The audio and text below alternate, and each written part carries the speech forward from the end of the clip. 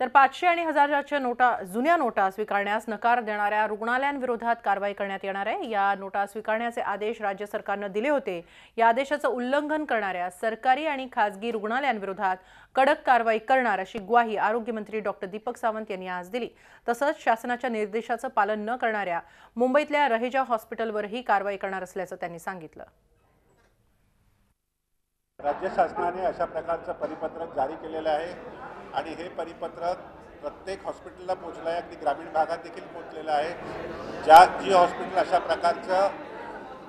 प्रकारचं नोटा स्वीकारत नसतील त्या हॉस्पिटलचं राज्य शासन पुढे मागे रजिस्ट्रेशन कॅन्सल करण्यासाठी देखील पाऊल उचलू शकते। रहेजा हॉस्पिटल जे आहे माहीमचं त्याच्याविरुद्ध निश्चितपणे राज्य शासन कारवाई करेल, कारण त्यांनी सरकारी जे परिपत्रक काढले आहे त्याचा भंग केलाय आणि लोकांना त्रास दिलाय। झी 24 तास रहा एक पाऊल पुढे।